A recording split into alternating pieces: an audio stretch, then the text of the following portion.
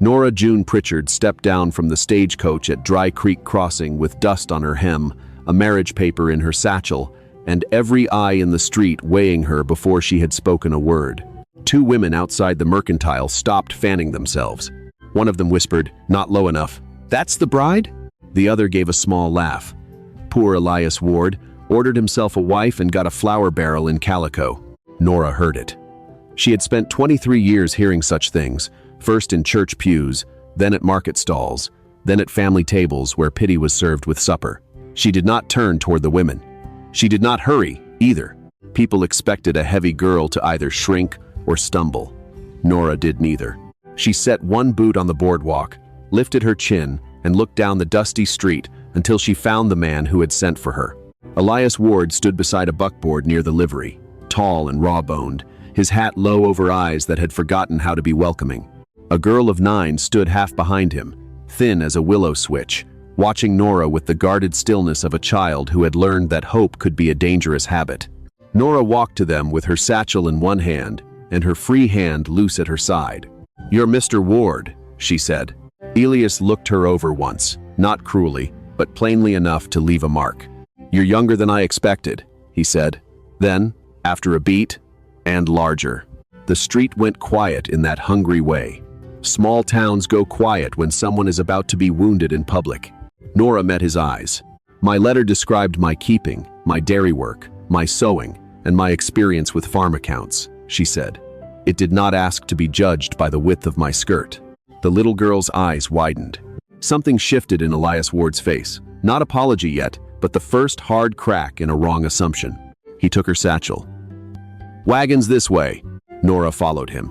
Behind her, the woman at the Mercantile muttered, "Well, she's got a tongue." Nora climbed into the wagon without looking back. The girl sat between them on the bench, stiff and silent. Elias flicked the reins, and Dry Creek Crossing began to fall away behind them, one false smile and one staring face at a time. For the first 15 minutes, no one spoke. The land rolled wide and yellow under a white September sun. It was Colorado territory, 1887, a place where men spoke of rain the way they spoke of mercy, as if both belonged to God and neither could be counted on. The Blue Slope Ranch lay east of town, close enough to the foothills to see blue shadows in the morning, and far enough from any river to depend on ditches, wells, and promises written by men who often kept none of them. Nora read the country while Elias drove. She noticed the brittle grass, the thin cattle tracks, the leaning fence posts patched more than repaired. She noticed the dry wash that should have held seep water this late in the season. She noticed Elias's hands on the reins, cracked and scarred, a working man's hands, but too tight, as though they had been holding the whole world together for too long. At last, the girl said, "I'm Ruth." "I know," Nora said. "Your father wrote that you like button flowers." Elias had not written that. He had written almost nothing about the child except her age, and that she needed steady female care.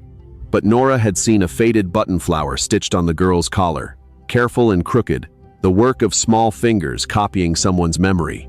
Ruth glanced down at her dress, then back at Nora. "Mama taught me," she said. Nora nodded. "Then she taught you well."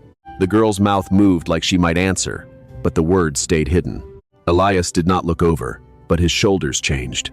Nora saw it. She was already learning that grief in Elias Ward did not announce itself. It tightened, it halted, it went quiet. By the time the ranch came into view, Nora understood more than the letter had told her. The blue slope was not merely short of help, it was being bled. The house sat under 2 cottonwoods with their leaves curled at the edges. A barn leaned against the wind. Corrals stood half empty. The garden had gone gray from thirst. A dry irrigation ditch cut across the property like an old scar. On the far slope, cattle moved slowly, heads low, searching for what the land no longer gave them. Elias pulled the wagon to a stop. "You'll have the room at the back," he said. "My sister was supposed to come out and help settle you. She sent word she couldn't." "I can settle myself." He looked as if he had expected complaint and did not know what to do without it. Ruth slid down from the wagon. The last woman cried when she saw the pantry. "Ruth," Elias said. "It's true." Nora stepped down carefully, took her satchel from Elias, and turned toward the house. "Then we should see whether the pantry deserved it." For the first time, Ruth almost smiled. The pantry did not deserve tears, but it did deserve attention. Nora found flour, beans, cornmeal, coffee, dried apples, a crock of hard butter, onions braided by someone who knew how to make food last, and 3 jars of peaches gone cloudy from poor sealing. The kitchen had good bones but no rhythm, a stove blackened from neglect, a work table scrubbed too hard in some places and not enough in others, a shelf where clean cups had been set down with care and then left to gather dust, as if the person who kept them had walked out one day and never found the strength to walk back in. Nora washed her hands and went to work. Ruth sat at the table, watching. "You know how to cook?" the girl asked. "Yes." The second woman burned biscuits so bad, Papa fed them to the hogs. "Did the hogs complain?" Ruth blinked. Then a laugh escaped her, small and surprised, as if it had been shut in a trunk for years and had finally found the latch. Nora did not smile too wide. Children who had been sad a long time sometimes grew frightened when joy came too quickly. She made bean soup with salt pork, corn cakes in a skillet, and fried apples with a little coffee sugar she found in a jar behind the flour. By 6, the kitchen had warmth in it. Not happiness yet. Warmth was easier.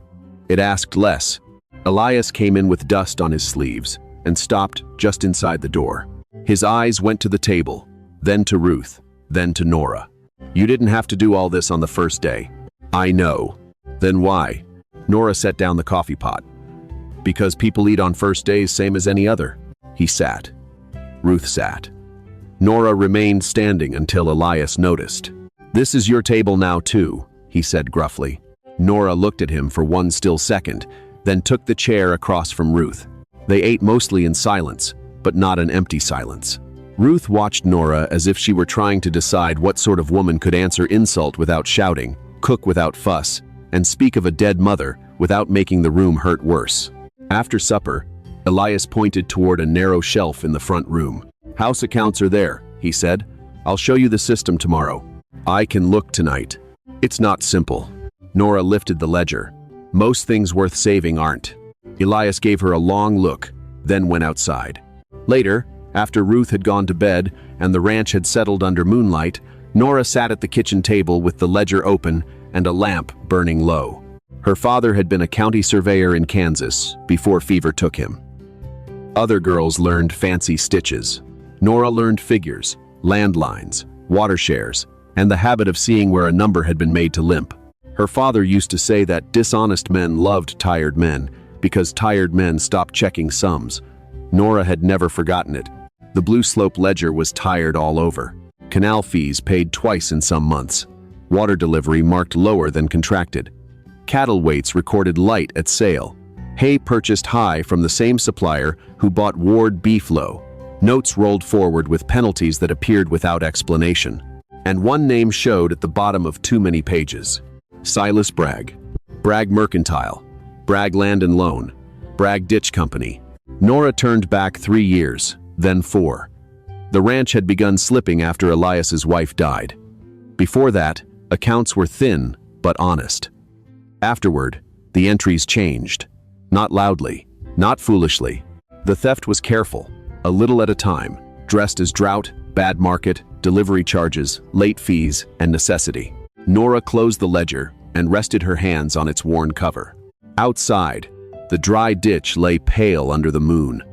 Somewhere in the barn, a horse stamped once and went still. Nora did not wake Elias.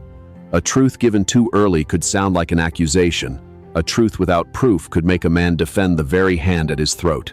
In the morning, before the sun rose, she put on her boots and walked the ditch. The air was cold enough to make her breath visible. She moved slowly, not from weakness, but because land told the truth to people patient enough to let it speak. She followed the dry channel past the garden, past the lower pasture, to where it bent near a stand of cottonwoods. There she stopped. The ditch was wrong. Not dry from drought, not entirely. Its bed showed old water lines too high for the amount reaching the ranch now. The silt lay unevenly. Grass grew thick near a cut in the bank that had been hidden with brush. Beyond it, a shallow side channel ran north beneath a scatter of stones. Someone had been stealing water before it reached Blue Slope. Nora knelt, pressed her fingers into the damp soil in that hidden cut, and brought them up dark. Water was still passing there. By the time Elias found her, the sun was climbing, and she was standing beside an old cottonwood, studying 3 axe marks in the bark.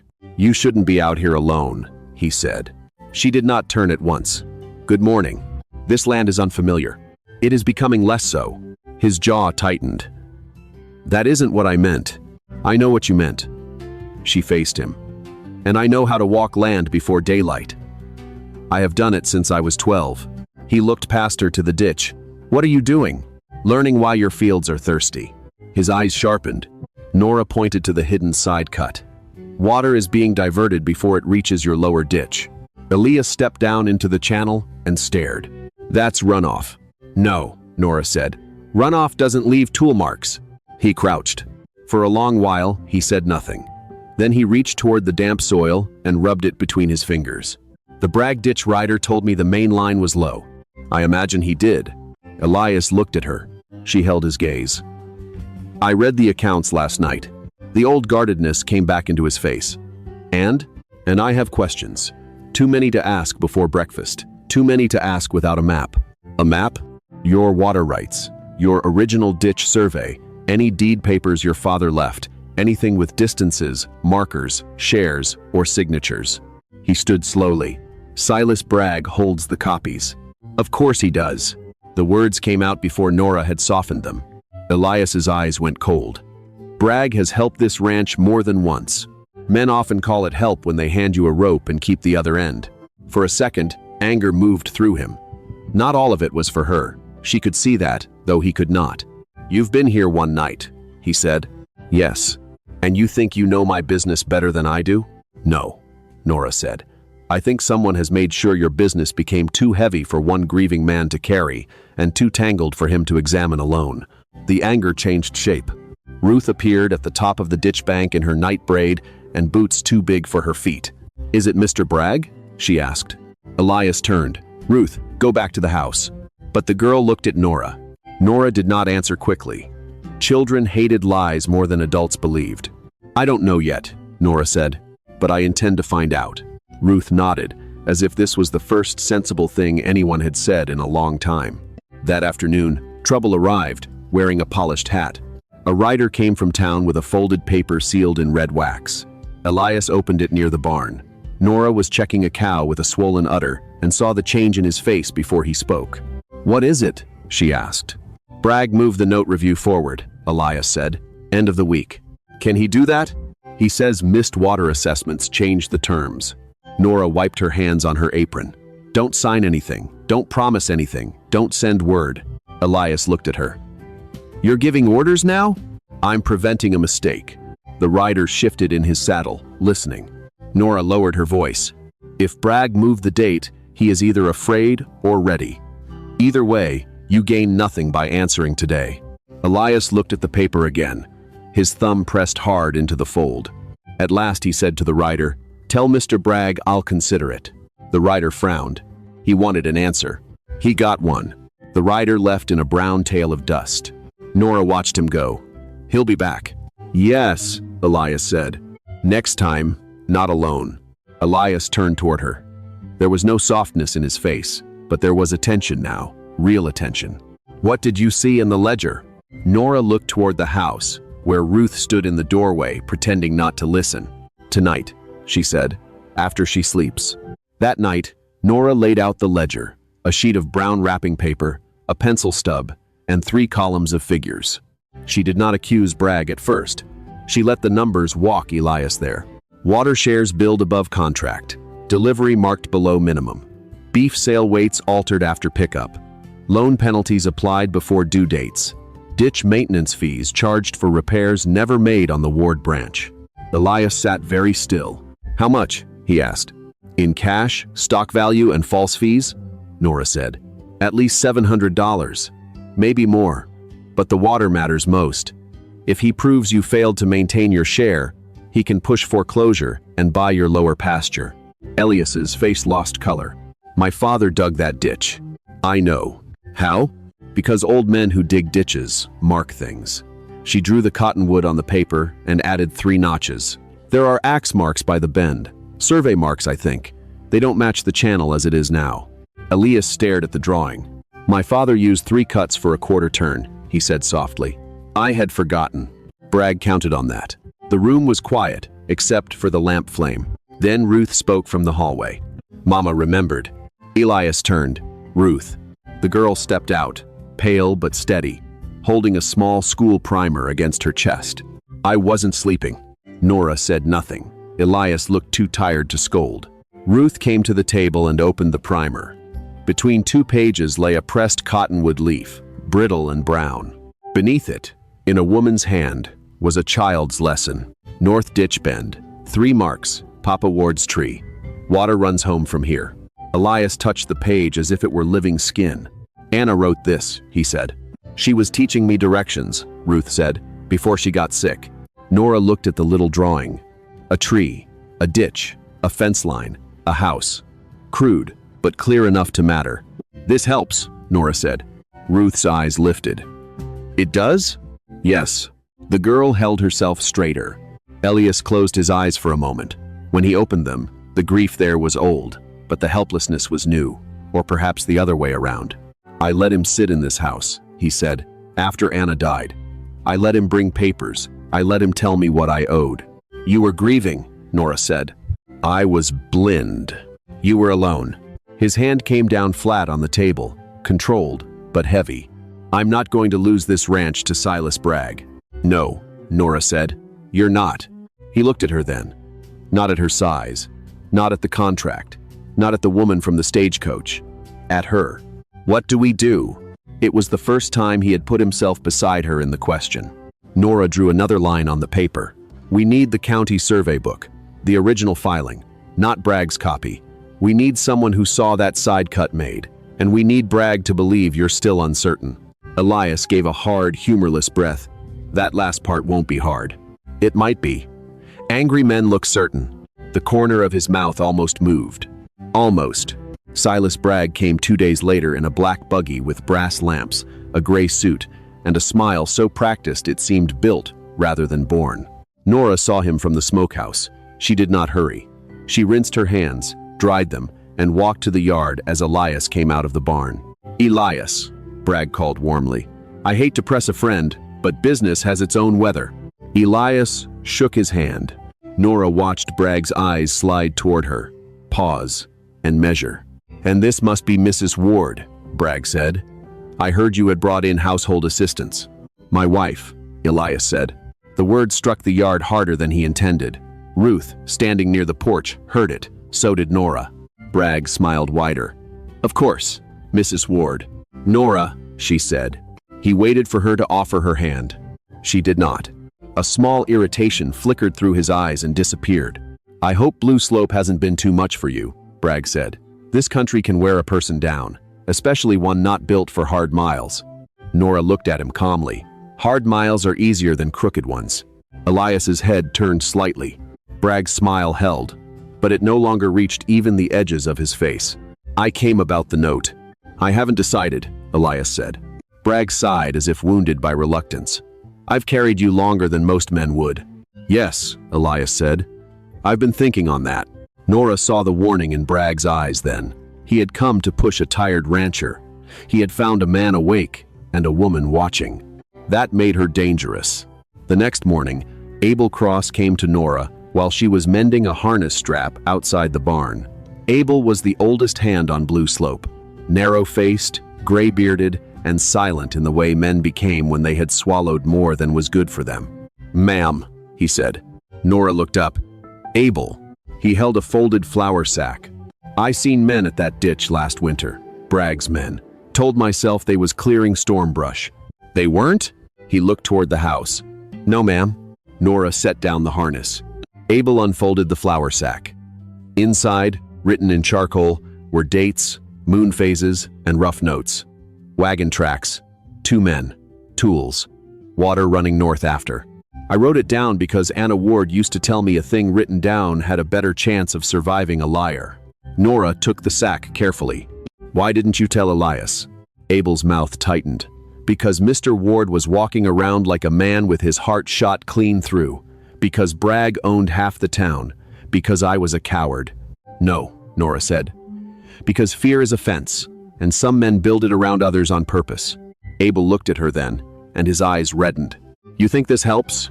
Yes, Nora said. More than you know. Elias rode to the county seat before dawn, with Abel's notes sewn inside his coat lining and Anna's primer wrapped in oilcloth. Nora stayed with Ruth in the ranch, because Bragg's men were now riding the road too often, and someone needed to watch what they watched. By noon, Bragg's ditch rider came. He was a square man named Loman, with a scar through one eyebrow and a habit of spitting before he lied. Ward here? He asked. No, Nora said. Where'd he go? Out. Loman looked toward the barn, the house, the ditch. Mr. Bragg needs that note signed. Mr. Ward will answer Mr. Bragg when he chooses. Loman leaned in his saddle. You talk mighty firm for a woman who got here with one trunk and no kin. Nora looked at him until he shifted. Then Ruth stepped onto the porch with a slingshot in one hand and no expression on her face at all. Abel appeared in the barn door with a pitchfork. Loman saw both and sat back. Bragg won't like waiting. Then he has something to occupy him, Nora said. What's that? His conscience, if he can locate it. Loman spat, wheeled his horse, and rode off. Ruth came down the steps. Was that foolish? Yes, Nora said. Was it wrong? No. Ruth nodded, satisfied. That evening, Elias returned with a lawyer named Mr. Hollis Vane, a thin man in a travel-stained coat whose eyes looked sleepy until they saw paper. Then, they became sharp as needles. They spread documents across the kitchen table. The county survey book confirmed the original ditch line. Anna's primer confirmed the family marker. Abel's notes confirmed tampering. The ledger confirmed financial motive. But Hollis Vane wanted one more thing. Proof of present diversion, he said. Not just past. If we bring the sheriff to a dry cut, Bragg will call it old confusion. If we bring him to moving water, he has a harder road. There's water in the side channel before dawn, Nora said. Elias looked at her. How do you know? I've been checking. Alone? She did not answer. He closed his eyes briefly, then opened them. Nora, I move quiet, and I leave tracks where I mean to. Hollis Vane looked from one to the other and wisely said nothing. The next morning, before the sun came up, they went to the ditch. Nora, Elias, Abel, Hollis Vane, Sheriff Tom Bell, and 2 witnesses from outside Dry Creek Crossing. Ruth was told to stay home. She followed anyway, at a distance, barefoot in her boots, silent as a field mouse. Water whispered where it should not have been. The hidden cut was open. A board gate, disguised with brush, was angled to draw flow away from Blue Slope and north toward land. Bragg had quietly purchased under his nephew's name. Sheriff Bell crouched and swore under his breath. Hollis Vane smiled without happiness. That will do. Then a gun cocked behind them. Loman stood on the bank with a revolver in his hand, his face white with the panic of a man who had expected darkness and found witnesses. Step away from that gate, he said. No one moved. Elias shifted half a step in front of Nora. Nora saw Ruth in the grass beyond the cottonwood. Her heart stopped, then started again harder. Sheriff Bell straightened slowly. Put it down, Loman. I said step away. Nora looked at the side bank. The brush pile hiding the diversion had been cut loose but not cleared. One rope held the gate in place. One rope, wet and fraying, tied around a root. Ruth saw where Nora looked. No, Nora whispered. But the girl was already moving. She darted from the grass, grabbed the loose rope, and pulled with all her small strength. The brush shifted. Loman turned toward her. Elias lunged. Sheriff Bell drew. Abel swung the pitchfork hard into Loman's wrist. The gun fired into the sky. Birds exploded from the cottonwoods. Loman fell to his knees, howling, and the sheriff had him disarmed before the echo died. The rope snapped. The hidden gate swung open, and water surged down the old Ward ditch for the first time in months, muddy and silver in the dawn. It ran past Nora's boots. It ran toward Blue Slope. Ruth stood shaking on the bank, her hands muddy, eyes huge. Elias reached her first and pulled her against him so hard she squeaked. Don't you ever, he said, but his voice broke before he finished. Ruth clung to him. Mama said water runs home from here. Nora turned away before the sight could undo her. By noon, Silas Bragg was arrested in his office while attempting to burn a packet of duplicate water assessments. Hollis Vane had sent a rider ahead, and Sheriff Bell, now in no mood for politeness, found Bragg with smoke in the stove and guilt on his hands. At the county hearing 3 days later, Dry Creek Crossing packed itself into the hall until men stood outside the windows. Silas Bragg wore his gray suit and injured dignity. Elias Ward wore his work coat. Nora wore a dark blue dress she had let out at the seams herself, clean and plain, with Ruth's button flower pinned at her collar. When Bragg's lawyer suggested that a young woman newly arrived in the territory could not understand ditch law, Nora stood without being asked and corrected the measurement of the Ward lateral from memory. When he implied she had misunderstood the accounts, she laid out the false fees by date, amount, and signature. When he looked at her body and smiled as if the room might join him in a private joke, she did not blush. She said, "A man who needs to mock the witness has usually run out of argument." Someone in the back laughed once, sharp and delighted. Bragg did not smile again. Abel testified. Lohman, faced with prison, testified. Sheriff Bell testified. Hollis Vane produced the county survey book. Ruth's primer was admitted, not as law, but as supporting evidence of the long-recognized family marker. Last came Elias. He stood before the room and did not look at Bragg. "I trusted the wrong man," he said. "But the ranch was not saved because I woke up. It was saved because Nora Ward saw what I would not, checked what I had stopped checking, and stood where other people expected her to step aside." The room went very still. Nora looked down at her hands. Ruth reached over and slipped her fingers into Nora's palm. The judgment came before sundown. The diversion was illegal. The note review was suspended. Bragg's claims were frozen pending criminal charges. Restitution would be calculated. Water rights to the Blue Slope were reaffirmed under the original Ward filing. Outside the hall, the same mercantile woman who had laughed at Nora on arrival stood near the steps. She opened her mouth, perhaps to apologize, perhaps to explain. Nora walked past her. Not every insult needed a reply. Some were answered better by survival. Within a week, water ran steady to the lower pasture. Within 2, the garden showed green. Within a month, Elias sold cattle at proper weight to a buyer Hollis Vane, recommended from Pueblo, and the price was fair enough to make Abel remove his hat and stare at the receipt. By spring, Blue Slope looked less like a place holding its breath and more like a ranch that remembered what it had been. Nora did not become thin. She did not become delicate. She did not turn into the kind of woman the town would have approved of more easily. She remained broad-hipped, strong-armed, steady-eyed, and difficult to move when she knew she was standing in the right place. And because of that, things lived. Calves lived because she noticed bad water before they drank deep. The garden lived because she reset the channels. The accounts lived because she checked every figure. Ruth lived more honestly because someone finally told her the truth instead of wrapping lies in protection. Elias lived differently too, though he was slower to admit it. One evening after the first good rain of April, Nora stood by the ditch watching water slide past the cottonwood roots. The 3 old axe marks were dark with wet bark. Elias came to stand beside her. For a while, neither spoke. Then he said, "I owe you an apology. You have given me several useful things. Fence wire, a better lamp, 2 shelves in the pantry. That isn't what I mean. I know." He looked at the water. "The first thing I said to you was cruel. Yes, you answered kinder than I deserved." "No," Nora said. "I answered exactly as you deserved. You needed correcting, not comforting." A startled sound left him, almost a laugh. Then quiet returned. "I sent for a wife because I thought I needed someone to tend the house," he said. "I thought small. I thought tired. I thought wrong." Nora watched the ditch. Elias turned toward her. "Stay because you choose to. Not because of the paper. Not because of duty. Stay because this place is yours if you want it." Nora did not answer quickly. Across the yard, Ruth was teaching Abel how to stitch a button flower onto a scrap of cloth while he pretended to grumble.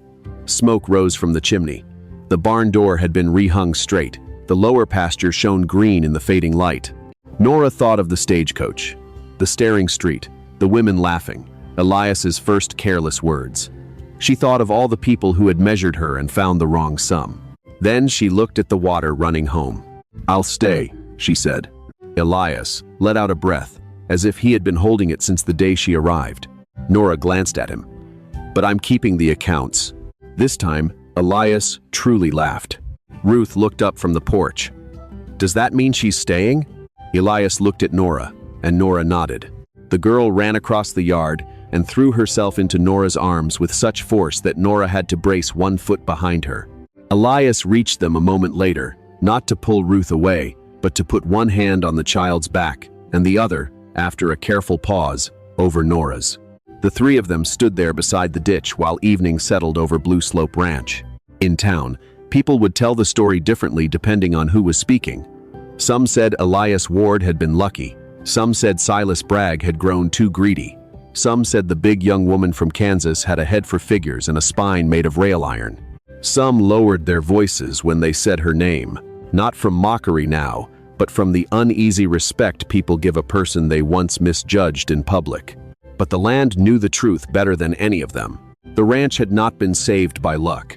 It had been saved by a woman who listened to dry ground, read dishonest numbers, trusted a child's memory, and refused to become smaller so other people could feel larger.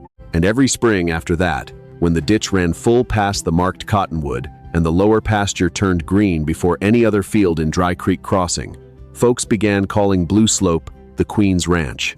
Nora never asked who started it. She only smiled a little when she heard it, then went back to work. Sometimes a family is saved not by grand speeches, but by someone patient enough to notice what others missed. A dry ditch, a tired heart, a child's memory, a crooked number. Nora's strength reminds us to look deeper, speak kindly, and never measure a person too quickly. In hard seasons, truth, courage, and steady hands can help love find its way home again. Please note, this story was created and fictionalized by AI for entertainment, while also sharing a positive life lesson.